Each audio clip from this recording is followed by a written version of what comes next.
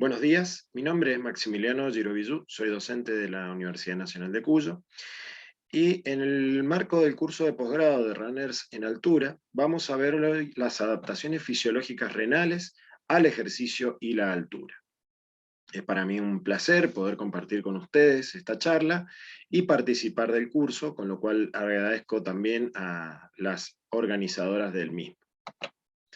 Bueno, para comenzar, lo que podemos decir es que vamos a plantear los objetivos de la charla que van a tener que ver con la revisión de conceptos básicos de la fisiología del sistema renal, adaptaciones fisiológicas renales al ejercicio y las modificaciones y riesgos para el funcionamiento de los riñones durante el ejercicio intenso en maratonistas y ultramaratonistas. La idea general es poder revisar algunos conceptos fisiológicos generales y a partir de ahí ir proponiendo distintas cuestiones que tienen que ver con la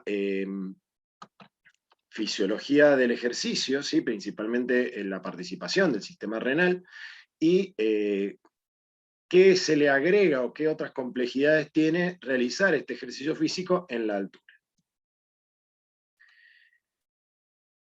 Lo que vamos a comenzar viendo, como les decía entonces, es que algunas cuestiones generales del funcionamiento del sistema renal, como para revisar conceptos que nos son de utilidad para ver los cambios que se producen en el ejercicio físico.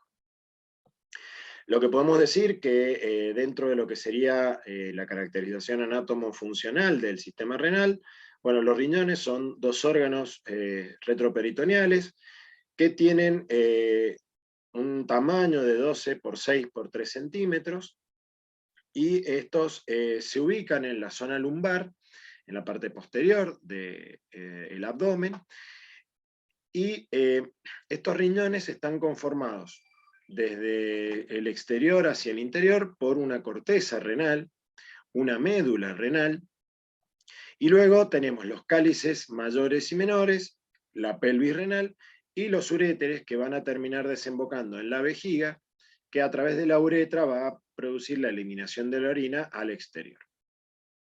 La unidad funcional de estos riñones es la nefrona, la cual consiste en un glomérulo renal rodeado por una cápsula de Bowman, que luego se continúa con lo que es el túbulo contorneado proximal, ¿sí? El asa descendente y ascendente de Henle delgada, luego viene el asa ascendente gruesa de Henle, el túbulo contorneado distal, túbulos colectores y conectores corticales y medulares renales. Esta nefrona va a ser muy importante para nosotros porque va a ser la que va a producir el intercambio de solutos y de líquido, permitiendo o no la reabsorción de muchos de ellos o la eliminación de otros que son necesarios de desechar y que van a ser muy importantes en la regulación de los líquidos corporales y de los electrolitos durante el ejercicio físico. Dentro de lo que es la caracterización anátomo-funcional, una estructura muy importante es el glomérulo renal. El glomérulo renal está conformado por el ingreso de una arteriola aferente que va a conformar un ovillo vascular dentro de este espacio que conforma la cápsula de Bowman, y luego va a terminar saliendo el líquido que haya sufrido un proceso de ultrafiltrado en este espacio por la arteriola eferente, y es importante el entender que el líquido que ingresa al glomérulo no es igual que el que sale, y este que sale va a permitir la irrigación de las estructuras del riñón, ¿no? Entonces es muy importante pensar que todo lo que va a ocurrir en este glomérulo renal va a afectar el filtrado glomerular, obviamente, y el flujo sanguíneo renal.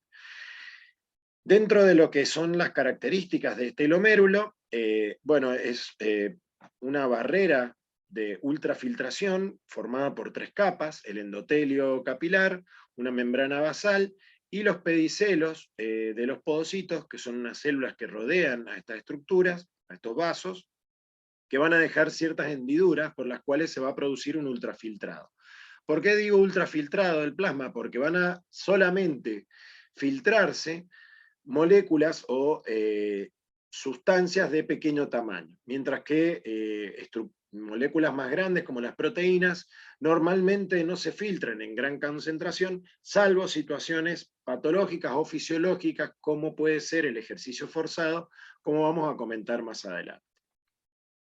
En íntima relación con el glomérulo y la arteriola aferente se encuentra una parte del túbulo contorneado distal, que es la mácula densa, que es una estructura que se encarga de censar y regular lo que está pasando dentro del túbulo, produciendo ajustes en el filtrado glomerular, en lo que se denomina una retroalimentación túbulo-glomerular. Esto va a ser importante porque si yo tengo un gran contenido de líquido dentro del túbulo que requiere disminuirse el filtrado glomerular, lo que va a hacer esta estructura es producir ciertos mediadores que van a terminar produciendo una vasoconstricción de estas arteriolas, cortando el flujo de sangre a los capilares y por tanto reduciendo el filtrado glomerular. También puede ocurrir un ajuste en el otro sentido cuando es muy pobre el contenido dentro del túbulo y el filtrado glomerular tiende a aumentar para producir una mayor absorción o un mayor ajuste dentro del túbulo renal. Dentro de lo que son las funciones del sistema renal, he rescatado y he puesto en énfasis algunas cuestiones que nos van a servir para esto de la comprensión de la fisiología del ejercicio y también los cambios que se producen en la altura, que son la regulación de la composición del medio interno o del ambiente que rodea a las células a través del control que ejerce sobre el balance hidroelectrolítico, la regulación a largo plazo de la tensión arterial.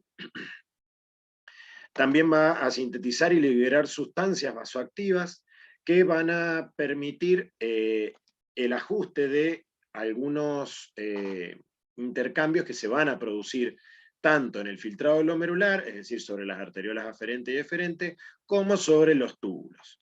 Entonces pueden producirse prostaglandinas, calicreínas y otras sustancias que van a actuar a nivel local y también a nivel general.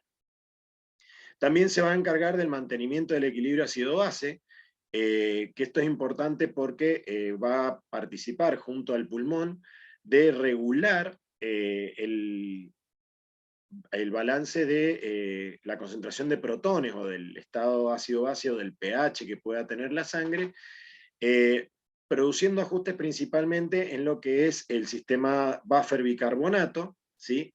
Además de la eliminación de protones, acidificando o no la orina en la medida de que sea necesario.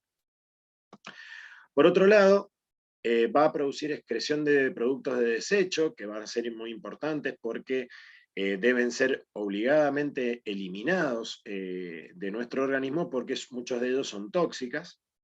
Ya vamos a ver la importancia de esto y de que en algunas situaciones donde se produce un ejercicio forzado, se puede entrar o inducir una insuficiencia renal aguda y el inconveniente principal que tenemos es la acumulación de estas sustancias tóxicas.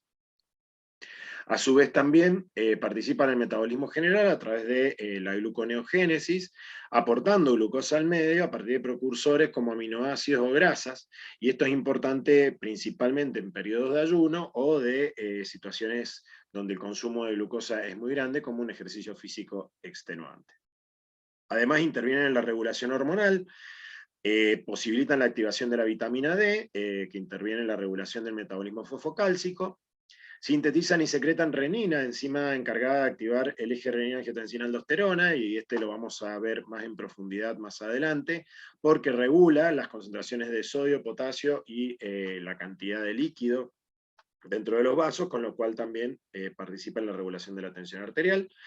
Y además, una muy importante, principalmente pensando en lo que es el ejercicio que se produce en la altura, es la producción de eritropoyetina. La eritropoyetina es la hormona encargada de promover la generación de glóbulos rojos a partir de la médula ósea, y esta va a ser muy importante entonces, ya que va a permitir en las personas que tengan o pasen a través de cierto periodo de aclimatación a la altura, una respuesta a partir de la producción de esta hormona y a partir de ahí fabricar más glóbulos rojos y por tanto tener más concentración de hemoglobina en sangre, lo cual va a permitir una mejor oxigenación de los tejidos que, como veremos en la altura, sufren la menor presión parcial de oxígeno que va a haber en alturas medias o elevadas. Vamos a comenzar revisando algunas cuestiones relacionadas a la regulación del balance de agua. El balance de agua, como todos los balances que vamos a ver de otros electrolitos también, va a depender principalmente de los ingresos y de los egresos. Los ingresos de agua van a ser importantes durante el ejercicio físico porque en realidad el agua consumida como líquido es la principal variante, ya que la oxidación de alimentos o el agua contenida en los alimentos es un aporte que va a ser muy justamente variable para cada persona, dependiendo del tipo de dieta y dependiendo del metabolismo que tenga, mientras que el agua consumida como líquido va a ser lo que en una persona va a producir la mayor variación y que va a ser muy importante durante el ejercicio físico. En cuanto a los egresos de agua, la pérdida va a ser en una situación fisiológica principalmente por la regulación de los cambios de volumen en la orina. Sin embargo, tenemos que tener en cuenta que ante una situación de ejercicio físico grande, como puede ser una situación de maratón o ultramaratón, la sudoración o la pérdida insensible en el vapor de agua que se moviliza a través del sistema respiratorio pueden terminar constituyendo volúmenes muy grandes. Entonces, ahí es donde hay que prestar fundamental atención, principalmente las pérdidas insensibles, como ya vamos a ver, a través del sistema respiratorio, cuando nos exponemos a ambientes muy secos y quizás con mucho frío, como pueden ser hacer ejercicio en la altura, y también, bueno, el tema de la pérdida por el sudor, como ya vamos a ver, que es también muy variable y dependiendo de la temperatura y humedad ambiental. Nuestros compartimentos líquidos corporales, digamos, el agua se distribuye en distintos compartimentos líquidos, ¿sí? Del total de nuestro peso corporal, el 60% está ocupado por líquidos. Esto es variable entre el hombre y la mujer, debido a las diferencias, principalmente en el porcentaje de tejido graso que tenemos hombres y mujeres. Pero tomando como parámetro este 60% del peso que constituyen los líquidos, se distribuyen 2/3 en el líquido intracelular, es decir, ocupando el interior de las células, y hay 1/3 que se ocupa o que está distribuido en el líquido extracelular. Ese tercio es un 80% del fluido intersticial, es decir, el espacio que está, o el tejido que está entre las células, y hay un 20% que se ocupa, o que es el líquido que está dentro de los vasos, ¿sí? O el plasma. Entonces, vamos a tener que estos porcentajes se pueden modificar un poquito teniendo en cuenta algunas situaciones. Por ejemplo, hay una variación del agua corporal relacionada a la edad, ¿sí? Tanto hombres como mujeres. A mayor edad tienen menor porcentaje de agua corporal, y esto es importante también a tener en cuenta para el ejercicio físico, al igual que el porcentaje de grasa corporal. ¿Por qué el porcentaje de grasa corporal? Porque el tejido graso tiene un 20% de agua, mientras que cualquier otro tejido de nuestro cuerpo tiene un 70% de agua. Eso significa que una persona con mayor tejido adiposo, ¿sí? Como puede ser una persona obesa, va a tener menos porcentaje de agua que una persona que tiene más porcentaje de tejido magro, o una persona delgada, que puede llegar a tener representado por agua un 75% de su peso corporal. Entonces, esto va a ser muy variable y cada persona va a tener que tener en cuenta su propio requerimiento de agua para atender o para mantener distribuidos los líquidos corporales correctamente. ¿Por qué decía esto de mantener los líquidos corporales distribuidos correctamente? Porque normalmente entre nuestro espacio extracelular e intracelular, nuestro organismo mantiene un desequilibrio químico y un desequilibrio eléctrico, es decir, que hay un desbalance de cargas entre los compartimentos intracelular y extracelular, y además los solutos que están dentro de ellos no son diferentes, no son iguales, ¿sí? Son diferentes, perdón. Es por ello que, por ejemplo, en el líquido extracelular el principal catión es el sodio, mientras que en el intracelular es el potasio, y los aniones que se encuentran principalmente en el medio extracelular son el bicarbonato y el cloro, mientras que a nivel intracelular los aniones principales son las proteínas y los fosfatos y aniones orgánicos. Así entonces, lo que siempre se encuentra en nuestro organismo y entre los compartimentos líquidos es un equilibrio osmótico. Es decir, que el equilibrio que hay es en el agua que se mueve entre los compartimentos líquidos que vimos hace un ratito. Es importante otra cuestión relacionada al funcionamiento de nuestros líquidos corporales, y es el rol del filtrado glomerular. El filtrado glomerular recibe un gran volumen de sangre, ¿sí? Normalmente nuestros riñones reciben alrededor de 1200 mililitros por minuto, ¿sí? Y este filtrado glomerular va a ocuparse de que el líquido que viene por los vasos continúe en los vasos o sea volcado hacia los riñones y hacia el túbulo para producirse intercambio de solutos y también la reabsorción o no del agua.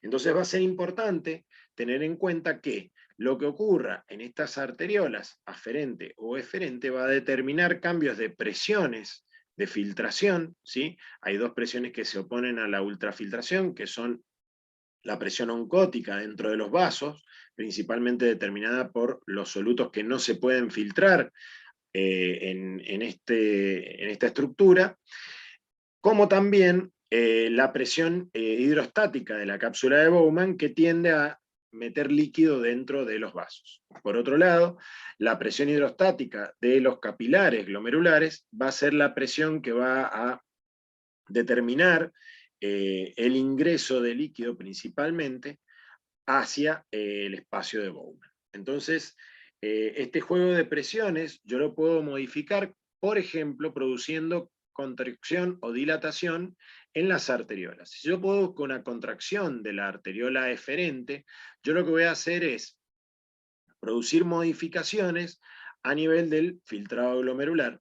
Principalmente, fíjense que en esta curva podemos ver cómo el filtrado glomerular aumenta, ¿sí? Porque domina el aumento de la presión dentro del capilar, principalmente la presión hidrostática del capilar glomerular, y entonces aumenta la presión. Eso se va a mantener hasta que se equilibren las presiones, entonces ya no va a haber una presión de filtración efectiva que haga que se produzca el volcado de líquido y de algunos solutos hacia esta cavidad. Por otro lado, la presión hidrostática del capilar glomerular va a aumentar significativamente, y esto es lo que produce el aumento del filtrado glomerular, mientras que el flujo plasmático renal va a disminuir, porque yo estoy cerrando esta canilla, ¿sí? Y al comprimir la arteriola eferente voy a terminar produciendo que la sangre no continúe por los vasos del riñón, y por ello va a bajar el flujo sanguíneo renal y el flujo plasmático renal.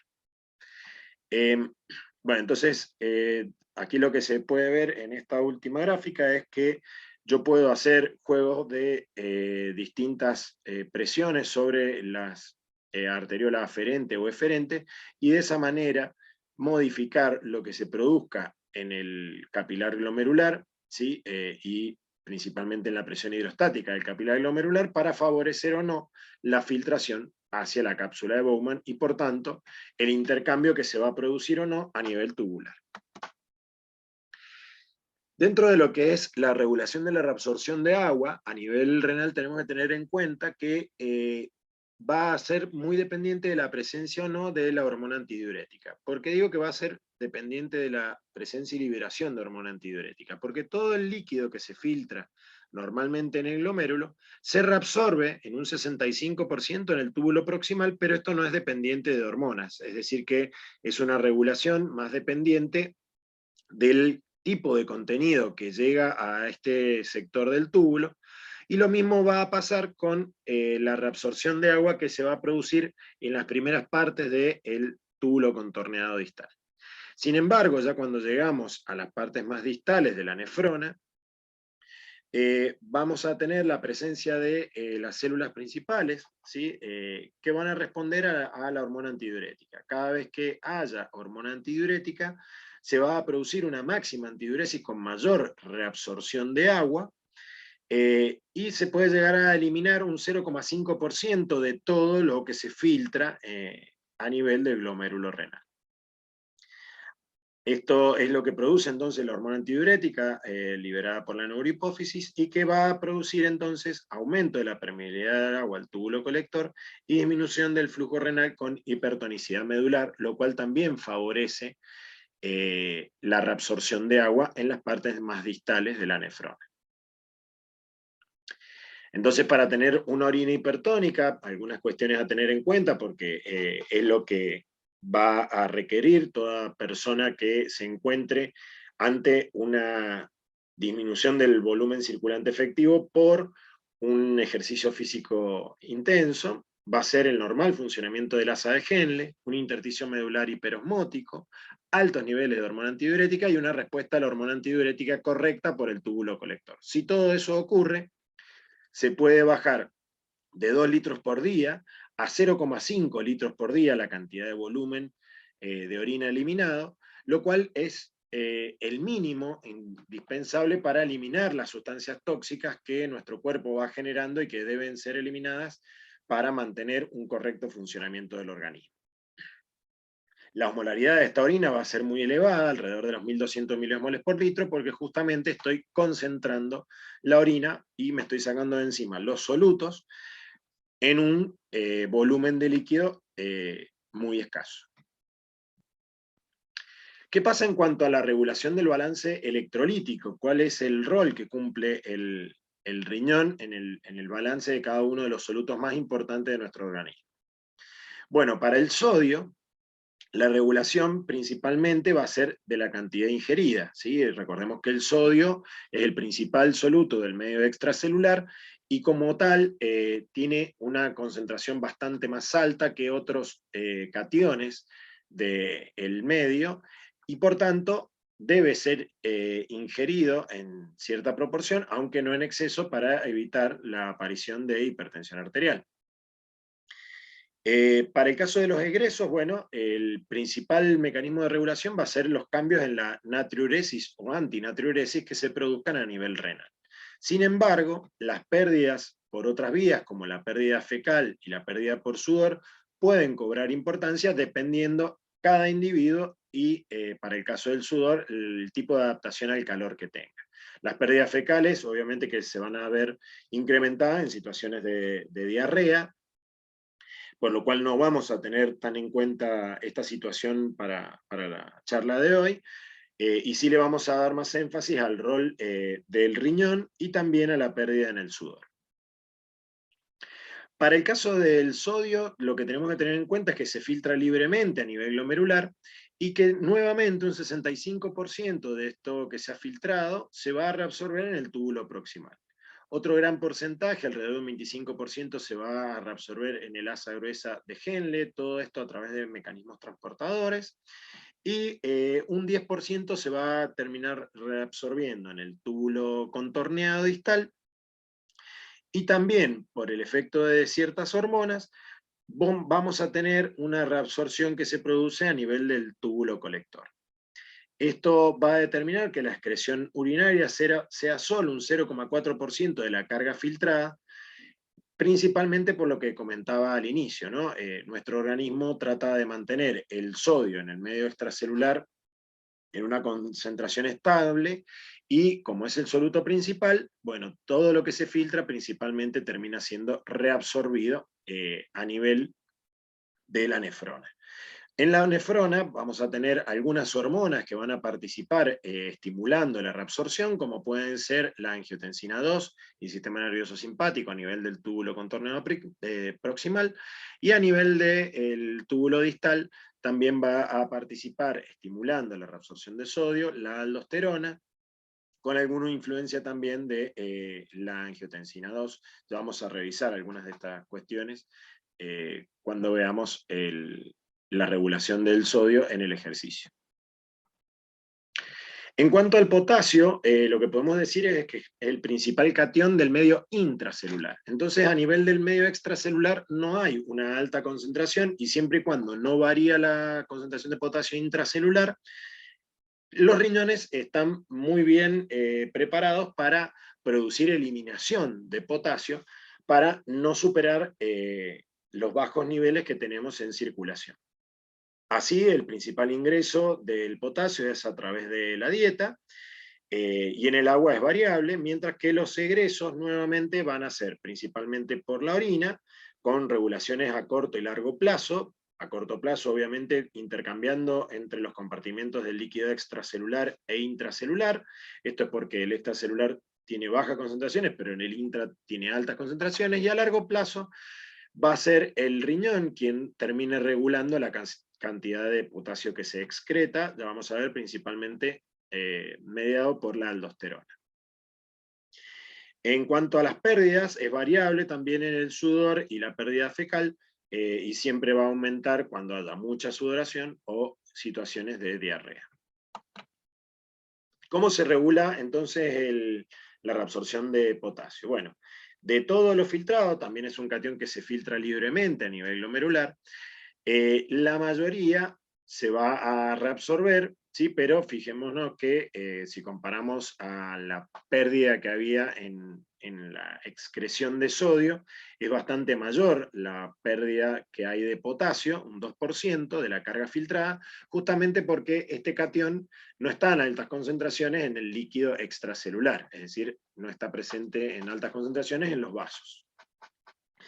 Sin embargo, cuando yo tengo que es necesario producir una secreción aumentada porque las concentraciones son mayores, bueno, en el túbulo contorneado distal y en la parte distal de la nefrona, vamos a tener que, gracias a la presencia de la aldosterona, se puede producir secreción de potasio, intercambiándolo con sodio, y puede aumentarse, fíjense, hasta un 10 a un 150% la eliminación de potasio de la carga filtrada, justamente para mantener en equilibrio ese potasio extracelular que si se modifica o en mayor concentración o en menor concentración puede producir fenómenos de alteraciones eléctricas a nivel de las membranas celulares, y estas alteraciones pueden producir problemas, por ejemplo, de arritmias cardíacas y demás. Entonces es importante el potasio que se mantenga estable, y tiene estas dos formas de regulación. A corto plazo, entonces, intercambiando entre los compartimentos líquidos,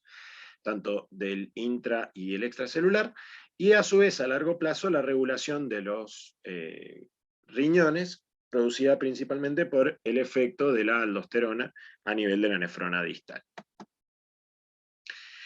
¿Qué pasa con el balance de protones y bicarbonato? Bueno, aquí entran en juego un doble rol para la regulación del estado ácido-base. Vamos a tener una regulación por el sistema respiratorio y otra regulación por el sistema renal. A nivel del sistema respiratorio, yo lo que puedo modificar es la cantidad de dióxido de carbono que se va a eliminar, produciendo hiper o hipoventilación, lo cual va a hacer modificaciones del estado ácido-base. Yo estoy modificando el denominador de esta ecuación, mientras que los riñones van a producir modificaciones en el bicarbonato, que se va a filtrar libremente en el riñón y que debe ser reabsorbido casi en su totalidad, y que además puede ser producido por los riñones como forma de generar nuevo bicarbonato, y además en situaciones donde el bicarbonato sobra puede ser eliminado. Entonces los estados de alcalosis y acidosis van a ser regulados, ¿sí?, por estos dos órganos, ¿sí?, principales, aunque dentro de los vasos tenemos gran cantidad de bufferes que van a producir también ajustes de pequeñas variaciones del estado ácido-base y que van a ser la primera línea de defensa.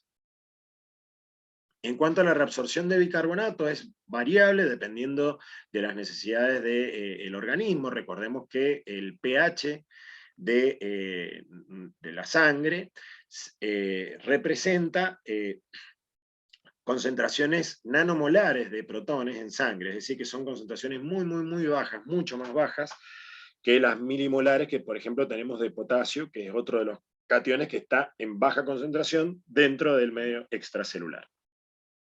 Entonces, la regulación de este pH, que tiene que ser muy ajustada, ¿sí? No se puede permitir subidas o bajadas marcadas de pH porque producen alteraciones a nivel del funcionamiento de todas las células de nuestro organismo, pero son, dentro de todo, fáciles de regular por nuestro cuerpo, gracias a que las concentraciones de protones son nanomolares, entonces con pequeñas variaciones quizás en la concentración de bicarbonato o de la concentración de los mismos protones, puedo hacer ajustes significativos en el pH. Entonces, el bicarbonato, que normalmente también se va a filtrar en el glomérulo y va a entrar dentro de los túbulos renales, va a ser reabsorbido casi en su totalidad, ¿sí? Porque la demanda de nuestro cuerpo en la funcionalidad de las células hace que todo el bicarbonato que se filtra debe ser reabsorbido,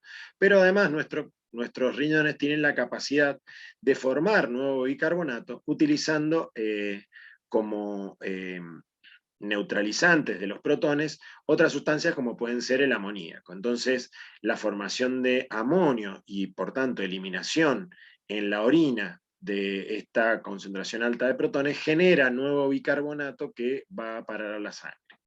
Esto es un beneficio que tiene nuestro cuerpo y que ayuda a compensar por ahí cierto déficit que deja en la formación de protones el mismo funcionamiento de las células de nuestro organismo, ¿sí? Entonces estos dos mecanismos son los que permiten mantener equilibrada la concentración de bicarbonato en sangre. Por otro lado, los protones dentro del túbulo renal tienen distintos canales transportadores, que no interesa que entremos en detalle, pero sí para que vean que los protones pueden ser secretados a la luz del túbulo a través de distintos canales, y eso también va a ayudar a regular la concentración de protones en plasma, que es lo que determina, como habíamos dicho antes, el pH.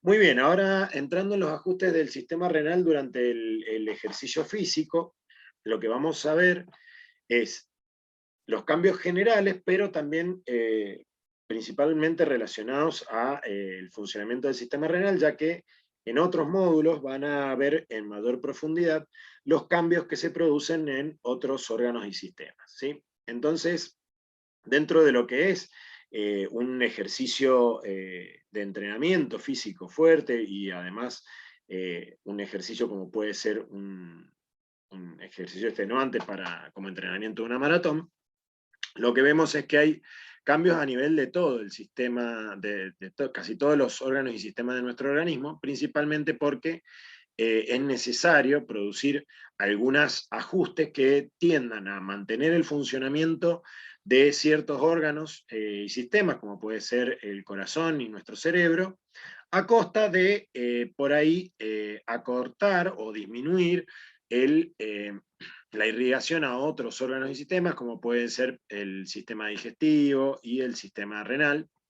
Entonces, algunos cambios que se pueden observar se observan en esta gráfica y otros los vamos a ir viendo en más detalle a continuación. Esto es una revisión publicada en Frontiers que muestra todos los cambios que se han ido caracterizando en personas que corren maratón y ultramaratón. No vamos a entrar en detalle ahora en cada una de ellas. Sí, quizás ver únicamente o detenernos en lo que tiene que ver con esta charla, que es lo que pasa a nivel de los riñones y de los fluidos de nuestro organismo, ¿sí? Nuestro equilibrio hidroelectrolítico, para ver que la creatinina aumenta, pensar que la creatinina se produce por el metabolismo muscular y además es un marcador de función renal.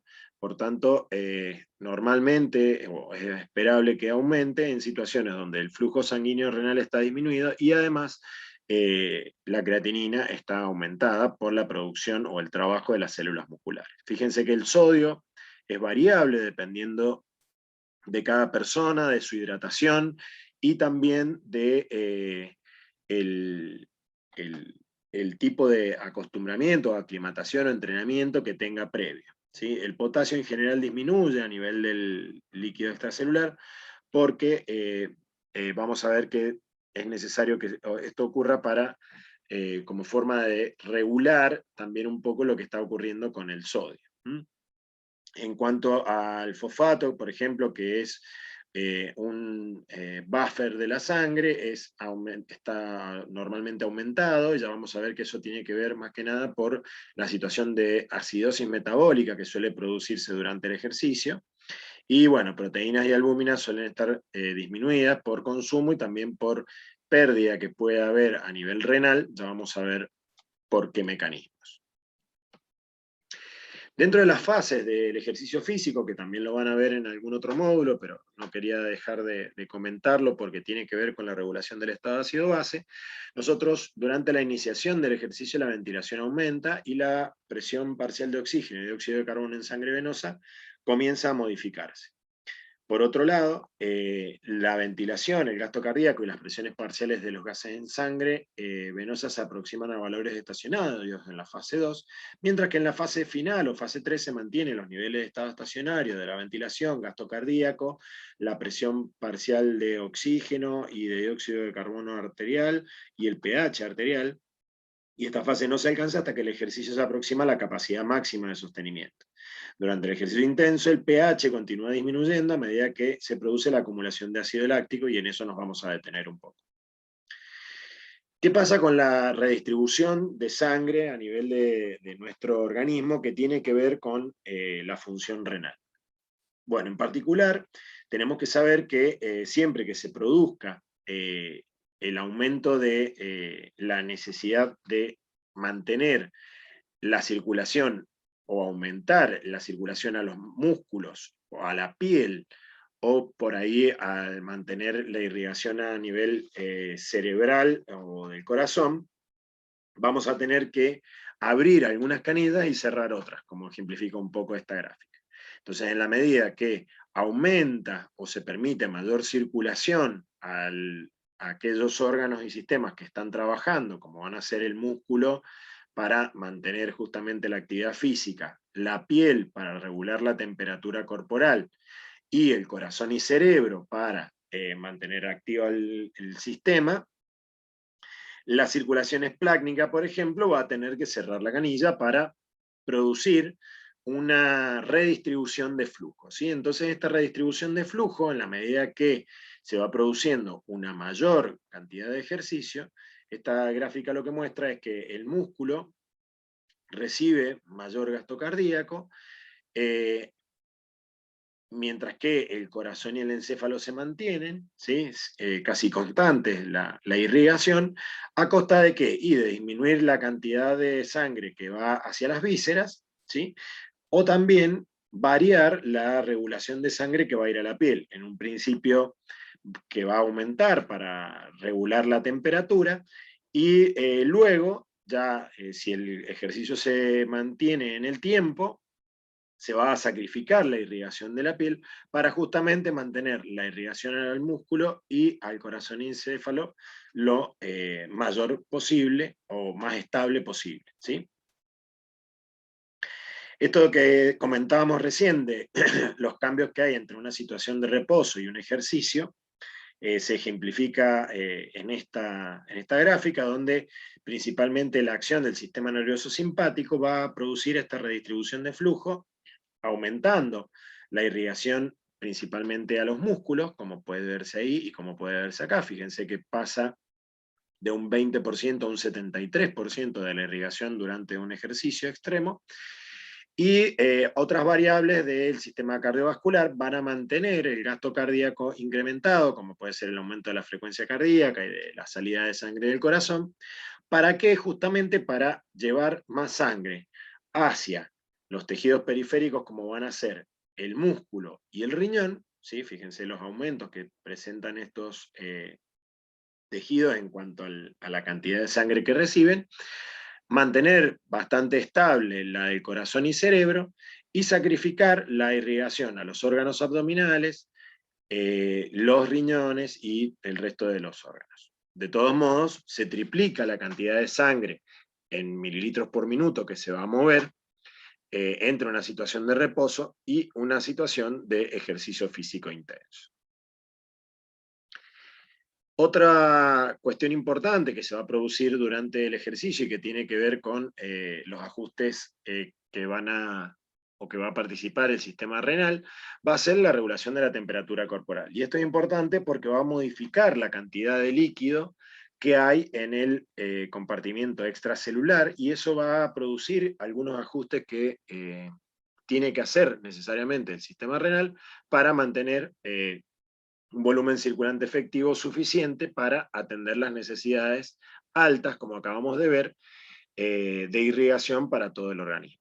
Entonces, la regulación de la temperatura corporal va a estar principalmente afectada por el tipo de ejercicio y el lugar donde se esté haciendo. Si se está haciendo en el llano, no es lo mismo que hacerlo en la altura, principalmente porque la radiación solar es distinta, la temperatura ambiental va a ser distinta, y eso va a determinar que haya distintos cambios a nivel de la evaporación que se va a producir en el sudor, la evaporación respiratoria, y también la convección y radiación que se va a producir desde los músculos y desde la piel para eliminar o bajar la temperatura corporal, ¿sí? Y de los músculos, obviamente. Pensemos que dentro de lo que va a generar temperatura también va a estar el trabajo muscular, y es necesario eliminar por conducción hacia la piel ese calor para evitar la afectación del correcto funcionamiento celular e inclusive la rhabdomiólisis. En cuanto a la piel, es importante que no solo se pierde agua cuando se produce la sudoración, ¿sí? Y la pérdida de esto que decíamos de convección y conducción que viene del calor producido en los músculos, sino que también se pierden solutos. En un principio, cuando el flujo de sudor es bajo, la concentración de solutos que se pierde es baja, como puede verse aquí en las concentraciones de sodio y cloro, mientras que cuando el flujo de sudor aumenta mucho, ya sea porque hay mucho proceso de conducción o también de convección, se empieza a eliminar más cloruro de sodio, y esto puede llevar a una alteración o la afectación de la concentración del sodio extracelular y por tanto producir una hiponatremia. Entonces ahí va a ser importante tener en cuenta esto junto con la posibilidad de una incorrecta hidratación de la persona que corre o que hace ejercicio, y que pueda facilitar o ayudar a que se produzca una hiponatremia con consecuencias bastante significativas a nivel del funcionamiento del sistema nervioso. El volumen circulante efectivo, entonces, como estábamos hablando, depende del volumen del líquido extracelular y del tono vasomotor, importante para distribuir la sangre entre vasos centrales y periféricos. Es importante tener en cuenta que el volumen circulante efectivo en una persona que está haciendo ejercicio va a disminuir, ¿sí? ¿Por qué? Porque hay un desplazamiento de agua desde el líquido intracelular a la intersticial, debido a que hay una dilatación arteriolar y aumenta la presión hidrostática capilar.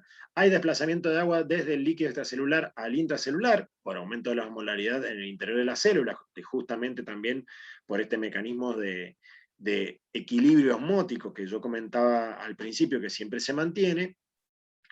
Y además una redistribución del volumen sanguíneo, como acabamos de ver, hacia la piel para regular la temperatura corporal, y la sudoración, que puede ser una pérdida tan significativa como representar un 3% del peso corporal. Todo esto va a hacer que el ejercicio genere una disminución del volumen circulante efectivo, y por tanto va a haber una respuesta corporal en la cual el riñón va a tener un importante rol.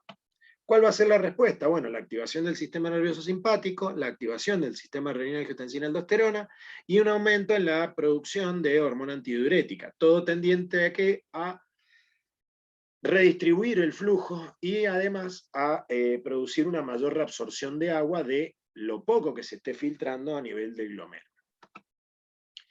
Entonces, la respuesta integrada frente a una contracción del volumen circulante efectivo, lo que podemos decir es que el sistema nervioso simpático va a producir una vasoconstricción arteriolar a nivel del glomérulo, lo cual va a producir primero una disminución del filtrado glomerular, pero también por contracción de la arteriola eferente, cuestión que también va a producir la angiotensina 2, que es otro de los sistemas que se activan en esta situación, van a producir una disminución marcada del flujo sanguíneo renal. Entonces, va a disminuir el flujo sanguíneo renal, el filtrado glomerular va a disminuir, pero se va a mantener. Y eso es importante porque hay una mayor contracción de la arteriola eferente que la aferente. Esto hace que sea importante entonces que a nivel tubular hayan mecanismos que faciliten la reabsorción de sodio y agua. Y aquí es donde también van a participar el sistema nervioso simpático en la angiotensina 2, estimulando la reabsorción de sodio a nivel del túbulo proximal, en esta zona, mientras que en el túbulo distal la estimulación de la reabsorción de sodio va a venir mediado a través de la aldosterona, que su producción se ve también estimulada por el aumento de angiotensina 2. Entonces, todo esto va a producir que la excreción de sodio sea menor y la reabsorción de sodio en las distintas partes del túbulo también en general se acompaña de la reabsorción de agua de forma pasiva. Sin embargo, la producción de hormona antidiurética a nivel de la neurohipófisis va a producir que se estimule la reabsorción de agua en la nefrona distal. Así entonces va a haber una baja excreción de sodio y agua y una alta reabsorción, generando que el filtrado glomerular se mantenga lo más posible, se reabsorba lo que me sirve y lo que necesito, que es el sodio y el agua, pero se excreten ciertos solutos que son tóxicos si se mantienen en el organismo. Esta cuestión es la que se produce, y la vamos a ver enseguida, cuando se desencadena una insuficiencia renal, cuando el ejercicio es demasiado extenuante y se mantiene prolongadamente en el tiempo. Yo les comentaba recién que el riesgo de la sudoración excesiva es el causar una hiponatremia. Esta hiponatremia, que puede producirse simplemente por la pérdida de sodio en la sudoración, también se ve favorecida por una incorrecta hidratación de las personas que hacen ejercicio físico. ¿Y esto a qué se debe? Y que la persona que hace ejercicio físico y toma únicamente agua, sin la suplementación de solutos o quizá también de de glucosa, lo que le produce al cuerpo es una dilución de la concentración ya disminuida de sodio que hay en el líquido extracelular. Entonces esta sobrehidratación en agua pura puede llevar a una hiponatremia asociada a la pérdida de sodio en el sudor y que también puede estar ocasionada, y hay que tener cuidado, porque hay algunas cuestiones individuales como una inapropiada secreción de hormona antidiurética o de péptidos natriuréticos, o la movilización inapropiada de sodio entre compartimientos, lo cual también es más dependiente de cada persona o de cada individuo, pueden generar una hiponatremia. Esta hiponatremia es importante porque la baja del sodio a nivel del líquido extracelular termina produciendo principalmente síntomas a nivel del sistema nervioso relacionados a náuseas, dolor de cabeza, vómitos, que pueden llegar hasta trastornos de conciencia, ¿sí? Con déficit atencionales, fatiga, desorientación, letargia y demás, que pueden terminar ocasionando un cuadro bastante grave en las personas. Por eso es que se recomienda siempre que la hidratación de la persona sea no una cuestión tan estandarizada, sino más bien atendiendo al requerimiento, es decir, a la sed que tenga el individuo, y que esa sed sea, digamos, neutralizada, o ese déficit de líquidos, no solo con agua pura, sino con agua que sea suplementada con sodio, cloruro de sodio principalmente, y algo de glucosa.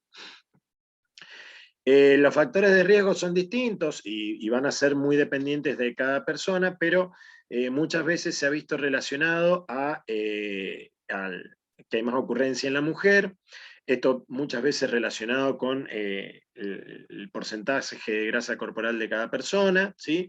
Y bueno, después hay algunas situaciones que también dependen del evento, como pueden ser temperaturas extremas que generen pérdidas de muchos solutos a través de sudoración, como el calor, o muchas veces también variaciones grandes en la pérdida de agua por pérdidas insensibles, como puede ser situaciones donde haya temperaturas frías, como vamos a ver más adelante cuando hablemos un poquito de qué situaciones pasan en la altura. En cuanto al ejercicio físico y la regulación del estado ácido-base y el rol del riñón en mantener este equilibrio para nuestro organismo, tenemos que tener en cuenta que la propia función de las células musculares van a causar que se produzca la acumulación de lactato en sangre, ¿sí? La acumulación de ácido láctico va a terminar produciendo una disminución del pH sanguíneo, como se ve aquí, a mayor porcentaje de ejercicio máximo, aumenta la concentración de ácido láctico en sangre y eso lleva a una disminución del pH. Esto debe ser neutralizado. Y bueno, como el trastorno es producido por una cuestión metabólica, la compensación muchas veces viene dada, además de por los bufferes corporales, por la regulación a nivel del dióxido de carbono, y esto es por el sistema respiratorio.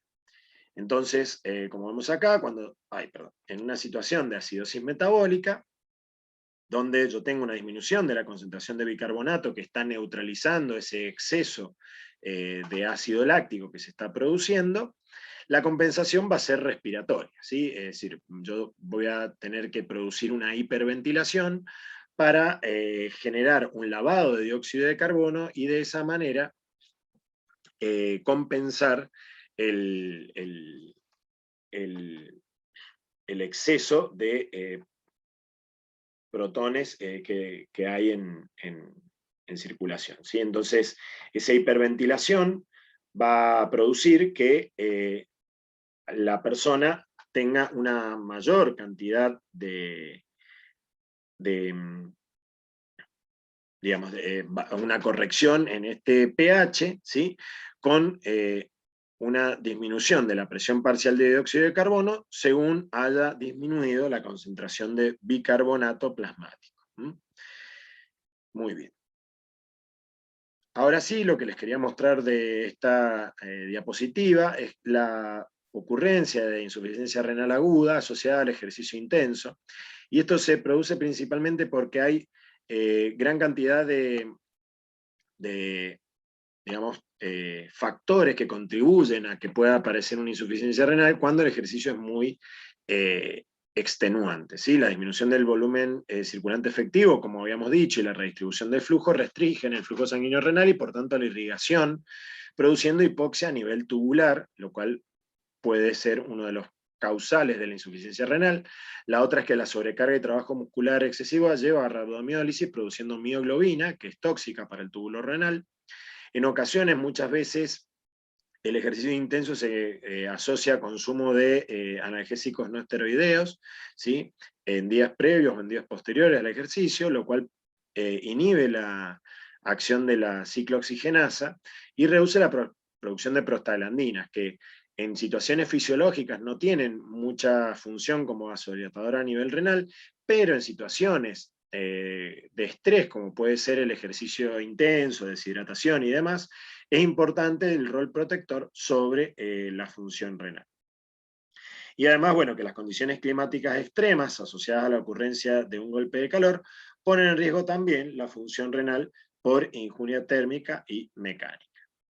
Entonces así, todos estos factores pueden llegar a asociarse a una insuficiencia renal aguda que puede aparecer sobre el final del ejercicio físico extremo o quizás también luego de haber terminado una maratón o ultramaratón con la recuperación a días posteriores, por eso es que es una insuficiencia renal aguda. Muy bien, a continuación lo que vamos a conversar un poquito, o vamos a terminar de hacer, es un resumen de todos estos cambios que ocurren durante el ejercicio para ver ¿Qué tipo de modificación que ya se produce sobre el ejercicio físico en nuestro organismo a través de nuestro riñón o de nuestro sistema renal y nuestro medio interno, también se producen a nivel de el ejercicio en la altura, pero con ciertas particularidades, ¿no? Principalmente debido a que el ejercicio se produce en condiciones de una hipoxia hipovárica, como se llama, ¿sí? Entonces, para resumir, el agua, en cuanto al agua, la disminución del volumen circulante efectivo por la sudoración, por pérdida insensible por el aparato respiratorio y la evaporación de la piel, y movimientos dentro de compartimientos para mantener el equilibrio entre el líquido y LEC, van a producir que haya una disminución del agua corporal total. Además, para el flujo sanguíneo renal, el filtrado glomerular, hay que tener en cuenta que aunque el flujo sanguíneo renal puede ir de los 1200 mililitros por minuto hasta 600 mililitros por minuto o incluso menos durante el ejercicio, el filtrado glomerular disminuye por la influencia de los mediadores liberados para recomponer el volumen circulante efectivo. La barrera se vuelve más filtrante y esto puede facilitar un poco el rol del riñón en mantener el filtrado glomerular, pese a que haya disminuido el flujo sanguíneo renal y que estén ocurriéndose la liberación de, como habíamos visto, noradrenalina, adrenalina, angiotensina 2, y demás, que van a terminar produciendo distintos cambios a nivel del filtrado por vasoconstricción localizada en las arteriolas. Entonces, como comentaba, la barrera se vuelve más filtrante y esto puede hacer que aparezca cierta proteinuria o hematuria luego de ejercicios intensos, por, bueno, justamente la capacidad de atravesar los glóbulos rojos de esta barrera de filtración que normalmente no pueden hacerlo. Y hay que tener cuidado porque, bueno, la mioglobinuria, que es un indicador de rhabdomiólisis, o hemoglobinuria, que es de hemólisis, producida en general por microtraumatismos, pueden ser tóxicas a nivel tubular, y pueden ser uno de los desencadenantes de la insuficiencia renal. Por otro lado, para la osmolaridad, hay un aumento de la osmolaridad en el líquido extracelular por pérdida de líquido, aumento de la hormona antidiurética, estimulación del sistema nervioso simpático y el sistema renina-angiotensina y aldosterona, causando oliguria con reabsorción de sodio y agua. En cuanto al potasio, hay una acumulación en el líquido extracelular por la destrucción de células musculares durante el ejercicio intenso y disminución en el líquido extracelular por el incremento de la eliminación renal por acción de la aldosterona, como compensación de la pérdida de líquido. Es decir, que el potasio se va a mantener finamente regulado, ¿sí? Porque yo tengo un problema generado por la destrucción de células musculares que me aumentan el potasio, y por otro lado, la estimulación de la secreción de potasio a nivel renal por la acción de la aldosterona. Entonces eso va a mantener el fino equilibrio con estas concentraciones bajas que comentaba más temprano en el líquido extracelular. A nivel del sodio, en general aumenta la concentración de sodio por disminución del agua, ¿sí? Y por aumento de reabsorción a nivel renal. El problema que podemos tener es que cuando hay situaciones de alta sudoración, ¿sí? O que la hidratación está incorrectamente realizada y hay una hiperhidratación, la persona puede sufrir una hiponatremia dilucional, y eso es lo que hay que tener en cuenta de evitar haciendo el agregado de solutos a las soluciones de rehidratación durante la carrera. En cuanto al estado ácido-base, vamos a tener que durante el ejercicio físico en general hay una acidosis metabólica por aumento de la producción de dióxido de carbono, por el trabajo muscular, y también por la acumulación de ácido láctico por la acción del músculo para la obtención de ATP. Entonces, todos estos mecanismos que hemos tratado de englobar, que se producen en el ejercicio, vamos a ver cómo se modifican también cuando una persona hace este ejercicio en la altura. Para tener en cuenta, cuando uno hace ejercicio en la altura, si decimos, bueno, con un ejercicio intenso los riñones sufren porque en realidad, aunque tienen que seguir funcionando y tienen un rol importante y deben seguir trabajando, no es de los órganos que sean más importantes de mantener el flujo sanguíneo, como habíamos visto antes, ¿sí? Entonces, la redistribución del flujo no lo favorece, pero sí deben seguir trabajando. Esto se acrecienta, o este trabajo va a ser extra, en situaciones de ejercicio en la altura. ¿Por qué? Porque justamente en la altura yo voy a tener una presión atmosférica menor a la que se presenta en el llano, ¿sí? Pero, y esto va a determinar que la presión parcial de oxígeno sea mucho menor, ¿sí? Entonces esta presión parcial de oxígeno mucho menor va a hacer que, como vamos a ver en un momento, la cantidad de oxígeno que haya en la sangre también sea menor. Entonces vamos a tener ciertos mecanismos de compensación que se van a desencadenar y que pueden ocasionar algún ajuste extra que deba hacer nuestro organismo y que si no está en adecuadas condiciones pueda tener un sufrimiento, ¿sí? Vamos a tener entonces en la altura menos oxígeno, menos temperatura, menos humedad ambiente y más exposición a rayos ultravioleta. En cuanto a los cambios de parámetros a distintas alturas, como les comentaba recién, bueno, el principal factor va a ser la cantidad de oxígeno, que va a ser menor en la medida que sea mayor la altura, ¿sí? Entonces, la cantidad de oxígeno que va a llegar a nivel de los alvéolos y a nivel de las arterias, como pueden verse aquí en esta comparativa, viendo a nivel del mar y a los 4.000 metros de altura, ¿cuánto tenemos? Fíjense que en sangre arterial a nivel del mar yo voy a tener casi el doble de concentración de oxígeno que a los 4.000 metros de altura. Ya vamos a ver que los 4.000 metros de altura es un punto crítico donde yo ya tengo que empezar a pensar que por encima de esta altura hace falta suplementar oxígeno en mayor concentración que lo que está presente simplemente en la respiración. Y bueno, obviamente que la ventilación va a ser mayor en la altura que en el llano, porque justamente nuestros pulmones, al percibir a través de sus quimiorreceptores que la concentración de oxígeno es baja, la compensación va a ser hiperventilar, ¿sí? Esa hiperventilación que viene como compensación de la hipoxia va a tener consecuencias a nivel del estado ácido base, como vamos a ver en un momento. Esta, a su vez, una forma de compensar esta disminución de oxígeno arterial va a ser producir un aumento en la cantidad de glóbulos rojos que hay en sangre. Esto está mediado por la eritropoyetina, que habíamos nombrado que era una hormona producida por los riñones. Esa eritropoyetina va a producir entonces que haya una mayor concentración de hemoglobina a medida que va habiendo una mayor altitud, y esto va a permitir un mejor transporte del oxígeno, que aunque sea poco, llegue a nuestra sangre, ¿sí? Y por tanto a nuestros tejidos periféricos, ¿sí? Entonces, esto va a tratar de compensar un poco la hipoxia tisular producido por la baja de oxígeno presente en la sangre, dado la menor concentración de oxígeno que hay en el ambiente.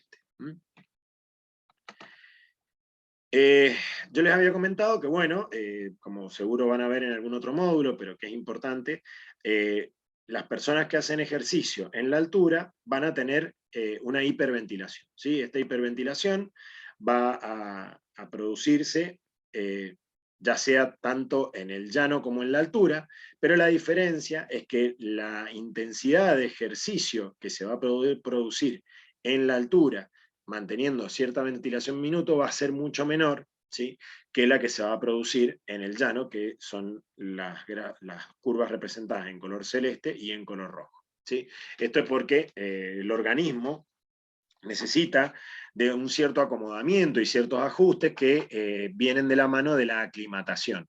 Y es por ello que es importante tenerlo en cuenta que muchas veces las maratones que se producen en altura no tienen una aclimatación suficiente para sus corredores y por tanto no le permiten al organismo hacer los ajustes necesarios para producir una oxigenación más eficiente de los tejidos, ¿sí? Entonces, por ejemplo, lo que veíamos recién, de la mano de la eritropoyetina, no se va a producir si yo a la persona no dejo que, primero, los quimiorreceptores sensen y determinen que hay una hipoxia a nivel de la sangre, una hipoxia a nivel tisular, y con eso una respuesta de producción de eritropoyetina aumentada, y con eso una respuesta a nivel medular para mayor producción de glóbulos rojos. Entonces, piensen que todas esas adaptaciones requieren de tiempo, ¿sí? Tiempo que muchas veces en las organizaciones de las maratones, o por ahí por el mismo apuro de los corredores,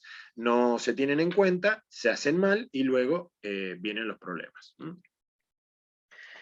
Aquí es una gráfica que muestra más o menos lo mismo, solamente que bueno, lleva al extremo de la altura de, por ejemplo, lo que podría ser un vuelo en un avión o en el espacio.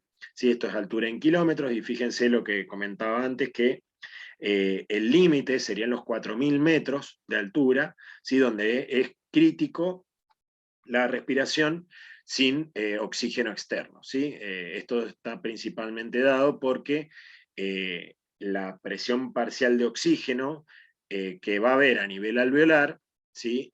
Va a representar una presión parcial que no va a permitir la correcta oxigenación a nivel más distal, que es la de los tejidos, ¿sí? Entonces, es importante que cuando se haya superado estos niveles y a nivel alveolar se alcancen los niveles donde ya no es posible respirar oxígeno ambiental o tomar el oxígeno del ambiente, se suplemente con oxígeno que provenga de un tubo, ¿sí? Eso permite que una mayor concentración de oxígeno que va a facilitar la oxigenación de la sangre y por tanto de los tejidos. Es importante entonces ver cómo en la medida que aumenta la altura, va disminuyendo, ¿sí? La capacidad de inspirar o de recuperar oxígeno desde el aire. Por otro lado, como yo les comentaba, vamos a tener ciertas aclimataciones que van a ser inmediatas y otras que van a ser a largo plazo. Y aquí viene el tema del tiempo que yo le dé a mi organismo para responder, que es muy variable de persona a persona. Entonces, a nivel pulmonar, ácido básico y cardiovascular van a haber algunos ajustes inmediatos asociados a principalmente la hiperventilación, ¿sí? En cuanto nuestros quimiorreceptores captan que hay poca oxígeno en el aire ambiental y en nuestra sangre, se produce la hiperventilación. Esa hiperventilación va a producir que los líquidos corporales se vuelvan más alcalinos, ¿sí? Porque se reduce el dióxido de carbono, que habíamos visto recién que era una forma de compensación de un estado de acidosis metabólica. Bueno, acá lo que voy a terminar generando es una alcalosis respiratoria. Entonces yo tengo que tener muy en cuenta que una persona que haga ejercicio físico sin una aclimatación adecuada, debido a la hiperventilación, puede estar expuesta a una alcalosis respiratoria debida a el lavado de dióxido de carbono, y también, si el ejercicio es muy extenuante, va a haber una acumulación de ácido láctico que puede producir una acidosis metabólica, es decir, que puede tener un trastorno del ácido base, del estado ácido base mixto, ¿sí? Y dependiendo cuál prepondere, va a ser la representación en el pH de la persona que yo voy a tener. En general, el problema siempre está más asociado a la alcalosis respiratoria, debido a que, como vamos a ver, se suele producir una aclimatación en general con las personas que hacen ejercicio en la altura, y aquí ocurre un fenómeno que se llama paradoja del lactato, que ya voy a comentar más adelante. En cuanto al aparato cardiovascular, aumenta la frecuencia cardíaca y eso permite un aumento del gasto cardíaco. Entonces, fíjense que solamente por el cambio en la altura hay un aumento del gasto cardíaco y de la frecuencia cardíaca, lo cual se va a ver más incrementado aún cuando aumenta la demanda por un ejercicio físico extenuante. Entonces hay que tener en cuenta que el aparato cardiovascular va a estar muy forzado, ¿sí? Y a largo plazo, la hiperventilación se va a mantener, va a empezar a aparecer alguna excreción renal de bicarbonato para compensar esta situación de hiperventilación, ya lo vamos a ver enseguida. Obviamente que el gasto cardíaco y todos los cambios cardiovasculares se van a mantener, pero van a haber agregados algunos cambios hematológicos, que el volumen plasmático va a disminuir, el hematocrito va a aumentar, y estos dos parámetros van a hacer que aumente la viscosidad de la sangre, lo cual no es bueno para el aparato circulatorio. va a haber una concentración de hemoglobina aumentada, lo cual favorece la llegada de oxígeno a los tejidos, y un número total de eritrocitos aumentado. También a nivel local va a haber un incremento de la vascularización del músculo esquelético, lo cual es muy importante para facilitar su irrigación, aumento del 2,3-difosfoliglicerato en los eritrocitos, lo cual va a facilitar la liberación de oxígeno en los tejidos, mayor densidad mitocondrial, lo cual va a favorecer el consumo de ATP a nivel muscular, ¿sí? Y bueno, incremento de enzimas aeróbicas en los músculos, pérdida de peso y masa magra corporales, que el aumento de la densidad mitocondrial y el incremento de enzimas aeróbicas en el músculo es una de las hipótesis que se plantean como posible explicación de la paradoja del lactato, que vamos a ver en un momento. El estado de alcalosis en la altura, yo les comentaba, bueno, que la hiperventilación va a ir de la mano con una baja en la presión parcial de dióxido de carbono por el lavado, y por tanto una alcalosis respiratoria. A su vez, los cambios producidos por la disminución del volumen circulante efectivo también son causantes de alcalosis, principalmente por la pérdida o secreción de protones a nivel tubular, ¿sí? En el túbulo proximal se estimulan intercambios sodio-protón para reabsorber sodio, ¿sí? Y esto hace que se pierda protones. Además, la aldosterona aumenta la secreción de protones en el conducto colector, y la angiotensina 2 también estimula la secreción de protones en las células intercaladas alfa de la nefrona distal. Es decir, que yo voy a tener una alcalosis respiratoria inducida por el aumento de la frecuencia respiratoria justamente, pero también voy a tener un estado de alcalosis generado a nivel metabólico por la pérdida de protones cuando yo a esa actividad o el estar en la altura le agregue el ejercicio físico. ¿Sí? ¿Por qué? Por los cambios producidos para mantener el volumen circulante efectivo. Acá siempre va a preponderar mantener un volumen circulante efectivo lo más alto posible durante el ejercicio para mantener la irrigación de distintos órganos y sistemas, aunque eso vaya en detrimento del estado ácido-base. Aquí aparece lo de la paradoja del lactato que les quería comentar. Se ha visto que en personas aclimatadas a la altura, si se las compara con personas que viven en el llano, tienen una menor producción de lactato cuando se someten a ejercicio físico, ¿sí?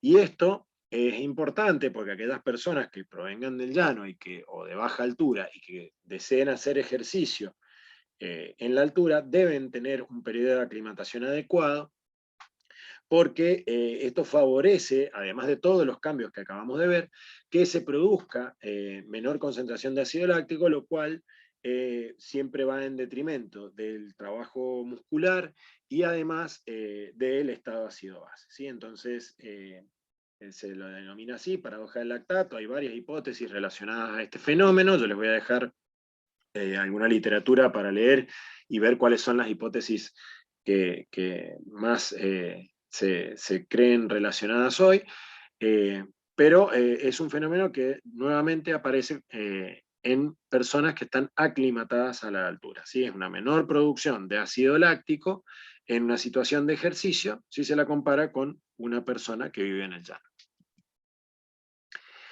Bien, la compensación de esta alcalosis respiratoria obviamente que va a ser una compensación a nivel renal. Esta compensación a nivel renal va a ser la eliminación de bicarbonato, lo cual va a ayudar a estabilizar este pH y acercarlo lo más posible a una situación de normalidad, como se ve en esta gráfica. Para finalizar, quería entonces ver qué tipo de adaptaciones se producen en el ejercicio en la altura y que son positivas o negativas en algún punto. Positivas, y bueno, que el incremento de glóbulos rojos y hemoglobina permite una mayor capacidad de transporte de oxígeno, ¿sí? Lo cual va a colaborar a compensar esta baja presión parcial que hay a nivel ambiental, ¿sí? El incremento de hemoglobina permite mayor almacenamiento de oxígeno y aceleración del transporte de este en las mitocondrias a nivel muscular. La capilarización de los músculos esqueléticos produce más abastecimiento de sangre y oxígeno en las situaciones estas de ejercicio y de alta demanda, y hay un aumento del número de mitocondrias y enzimas oxidativas para mejorar la obtención de energía. Sin embargo, de estos cambios, cuando se producen, que son adaptativos, hay algunas cuestiones que son negativas para el funcionamiento o correcto funcionamiento del organismo. Es que el incremento de glóbulos rojos y hemoglobina produce un aumento de la viscosidad de la sangre, lo cual lleva a que el sistema circulatorio deba trabajar más para llevar esa sangre a los tejidos periféricos, ¿sí? Hay mejor transporte de oxígeno, pero cuesta más llevar la sangre. Hay hiperventilación que genera un mayor consumo de energía por el trabajo respiratorio y además produce alcalosis respiratoria, ¿sí? Entonces esto hace un trastorno que puede ser mixto si el ejercicio produce acidosis metabólica, como comentábamos antes. Si ha habido un adecuado proceso de aclimatación, lo más probable es que no haya un trastorno mixto del estado ácido-base, sino la ocurrencia de una alcalosis respiratoria. Por otro lado, va a haber una pérdida de agua por sudoración y por aire, inspirado, que para el caso del ejercicio en la altura es frío y es seco, y además va a haber pérdida de agua por sudoración y por el aire, como decíamos, perdón, esto quedó repetido, pero es importante el tema de la compensación en la sudoración, no solo del agua, sino también de los solutos, ¿sí? Entonces siempre tener en cuenta la necesidad de ingerir soluciones de rehidratación que tengan solutos y también glucosa para compensar los desbalances que normalmente se producen en cualquier situación de ejercicio físico y van a estar más acentuados en el ejercicio físico en la altura. Bueno, muy bien, eso sería todo. Les agradezco la atención y quedo a disposición para cualquier consulta a través de los medios que el curso haya puesto a disposición. Muchas gracias.